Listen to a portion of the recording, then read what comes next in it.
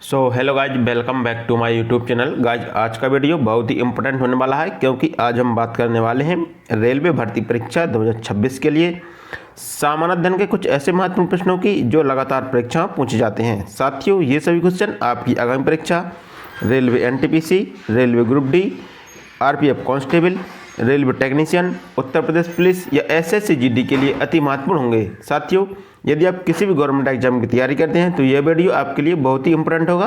तो चलिए हम स्टार्ट करते हैं। हमारा पहला क्वेश्चन है, साथियों हमारा पहला क्वेश्चन कहता है कि भारतीय रिजर्व बैंक की स्थापना कब हुई थी। इससे पूछा गया कि भारतीय रिजर्व बैंक की स्थापना किस वर्ष की गई थी। इस ऑप्शन देखते हैं, 1932 ईस्वी, 1934 ईस्वी, 1935 ईस्वी या 1947 ईस्वी। तो इसका राइट आंसर होगा 1935 ईस्वी। आरबीआई की स्थापना 1935 ईस्वी में की गई थी। तो इसका राइट आंसर ऑप्शन सी होगा। हमारा अगला क्वेश्चन है, साथियों हमारा अगला क्वेश्चन कहता है कि भारत का राष्ट्रीय खेल कौन सा है। इससे पूछा गया है कि भारत का राष्ट्रीय खेल कौन सा है। इसका ऑप्शन देखते हैं, क्रिकेट, हॉकी, कबड्डी या फुटबॉल। तो इसका राइट आंसर होगा हॉकी। भारत का राष्ट्रीय खेल हॉकी है। तो इसका राइट आंसर ऑप्शन बी होगा। हमारा अगला क्वेश्चन है, गीता रहस्य पुस्तक किसने लिखी। इससे पूछा गया है कि जो गीता रहस्य पुस्तक है वो किसके द्वारा लिखी गई है। इसका ऑप्शन है महात्मा गांधी, बाल गंगाधर तिलक, स्वामी विवेकानंद या दयानंद सरस्वती। तो इसका राइट आंसर होगा बाल गंगाधर तिलक। गीता रहस्य नामक पुस्तक बाल गंगाधर तिलक के द्वारा लिखी गई है। तो इसका राइट आंसर ऑप्शन बी होगा। हमारा अगला क्वेश्चन है, भारत में जनगणना कितने वर्ष में होती है। इससे पूछा गया कि भारत में जनगणना जो कितने वर्ष में होती है या कराई जाती है। इसका ऑप्शन है 5 वर्ष, 10 वर्ष, 8 वर्ष या 12 वर्ष। तो इसका राइट आंसर होगा 10 वर्ष। भारत में जनगणना प्रति 10 वर्ष में कराई जाती है। तो इसका राइट आंसर ऑप्शन सी होगा। साथियों, बात करते हैं जनगणना की। तो भारत में पहली जनगणना, ठीक है, पहली जनगणना 1872 ईस्वी में लॉर्ड मायो के शासनकाल में की गई थी। कब?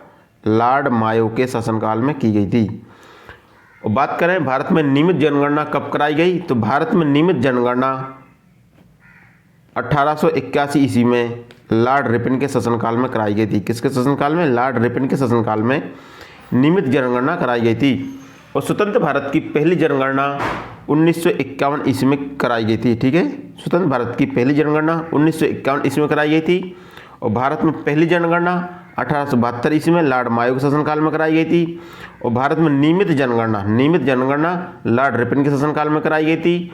और भारत में स्वतंत्र भारत की पहली जनगणना 1991 ईस्वी में कराई गई थी। इतनी बात आपको याद रखनी है। हमारा अगला क्वेश्चन है, सबसे हल्की धातु कौन सी है। इससे पूछा गया कि सबसे हल्की धातु कौन सी है। इसका ऑप्शन है सोना, चांदी, लिथियम या एल्युमिनियम।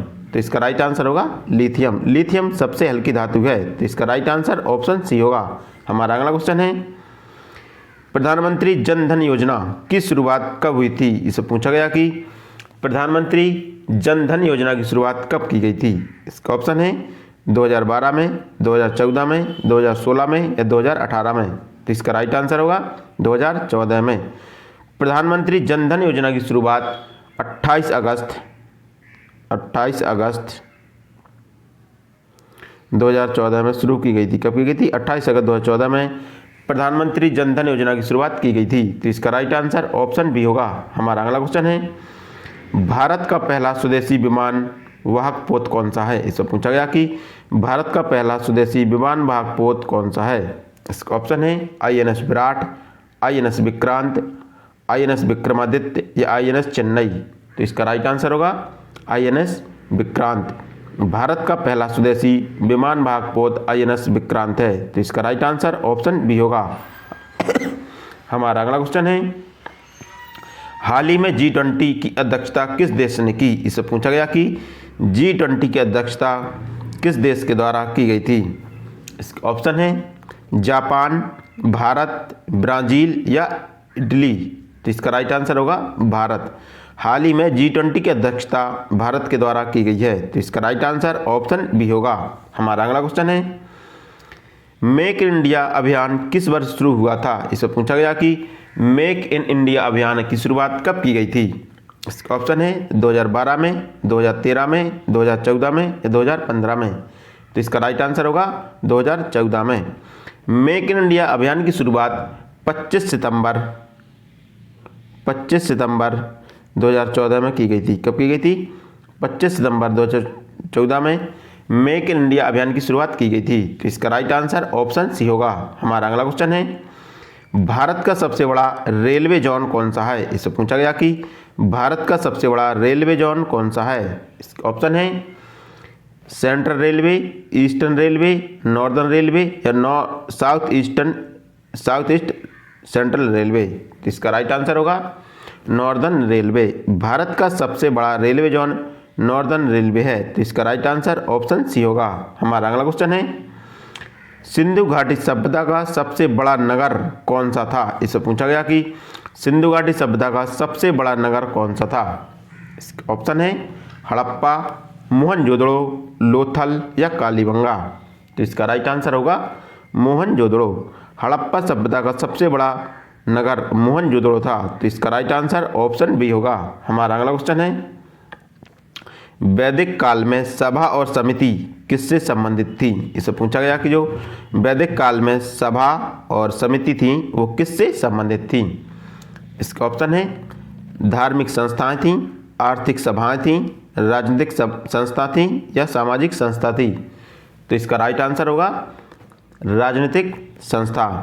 जो वैदिक काल में सभा और समिति थी वो एक राजनीतिक संस्था थी। तो इसका राइट आंसर ऑप्शन सी होगा। हमारा अगला क्वेश्चन है, मौर्य साम्राज्य की राजधानी क्या थी? इससे पूछा गया कि मौर्य साम्राज्य की राजधानी क्या थी? इसका ऑप्शन है उज्जैन, तक्षशिला, पाटलिपुत्र या कौशाम्बी। तो इसका राइट आंसर होगा पाटलिपुत्र। मौर्य साम्राज्य की राजधानी पाटलिपुत्र थी। तो इसका राइट आंसर ऑप्शन सी होगा। हमारा अगला क्वेश्चन है, अशोक के अभिलेख मुख्यतः किस लिपि में हैं? इससे पूछा गया कि जो अशोक के अभिलेख हैं वह मुख्यतः किस लिपि में लिखे गए हैं? इसका ऑप्शन है देवनागरी, ब्राह्मी, खरोष्टी या फारसी लिपि। तो इसका राइट आंसर होगा ब्राह्मी लिपि में लिखे गए हैं। ठीक है, जो अशोक के अभिलेख हैं वो मुख्यतः ब्राह्मी लिपि में लिखे गए हैं। तो इसका राइट आंसर ऑप्शन बी होगा। हमारा अगला क्वेश्चन है, पानीपत का प्रथम युद्ध कब लड़ा गया था? इससे पूछा गया कि पानीपत का प्रथम युद्ध कब लड़ा गया था? इसका ऑप्शन है 1526 ईस्वी, 1556 ईस्वी, 1761 ईस्वी या 1757 ईस्वी। तो इसका राइट आंसर होगा 1526 ईस्वी। पानीपत का प्रथम युद्ध बाबर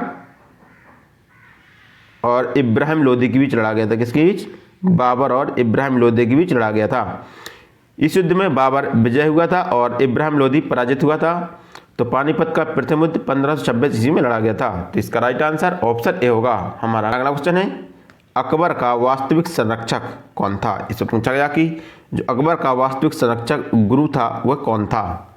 इसका ऑप्शन है बीरबल, अबुल फजल, बैरम खान या टोडरमल। तो इसका राइट आंसर होगा बैरम खान। अकबर का वास्तविक संरक्षक बैरम खान थे। तो इसका राइट आंसर ऑप्शन सी होगा। हमारा अगला क्वेश्चन है, दीन ए इलाही किसने शुरू किया? इससे पूछा गया कि जो दीन ए इलाही धर्म था वो किसके द्वारा शुरू किया गया था? इसका ऑप्शन है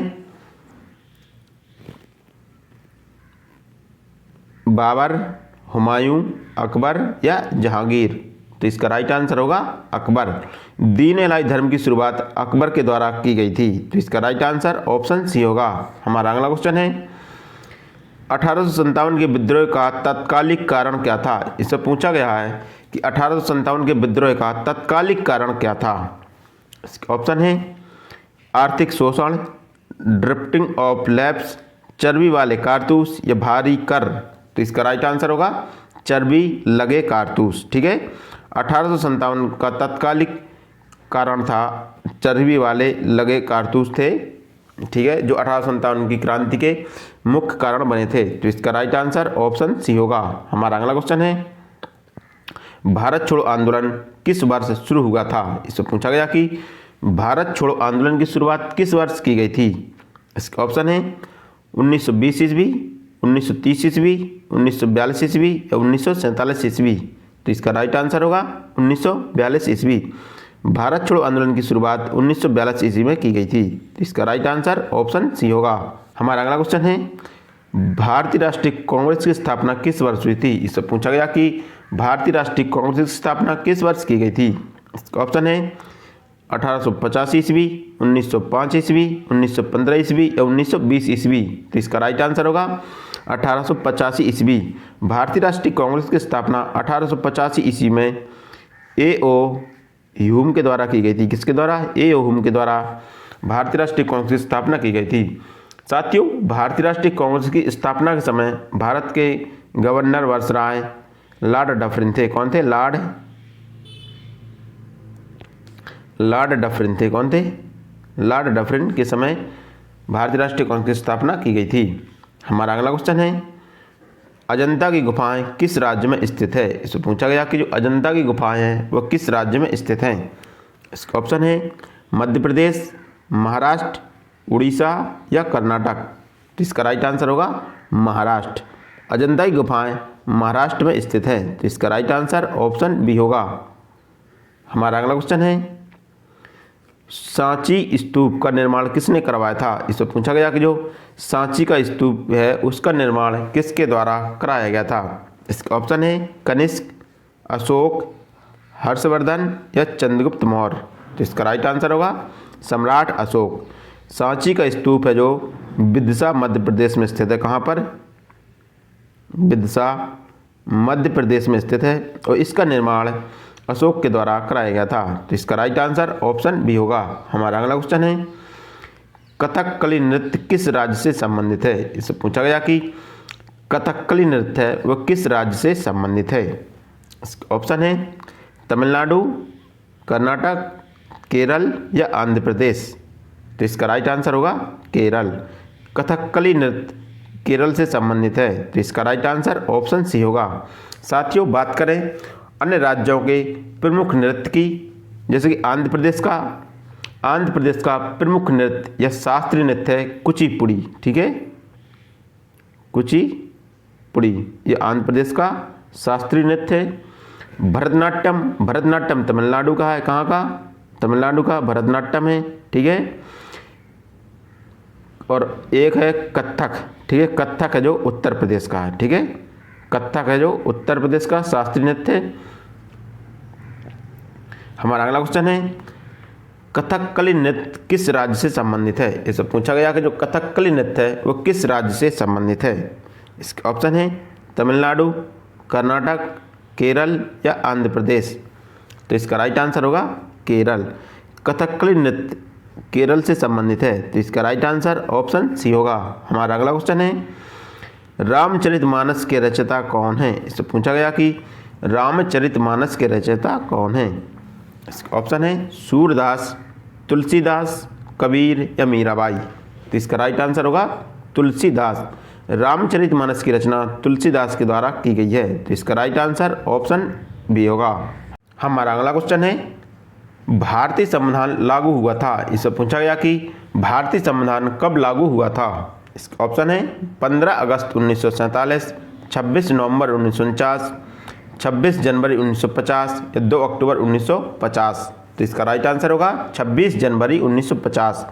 भारतीय संविधान को संपूर्ण देश में 26 जनवरी 1950 को लागू किया गया था। तो इसका राइट आंसर ऑप्शन सी होगा।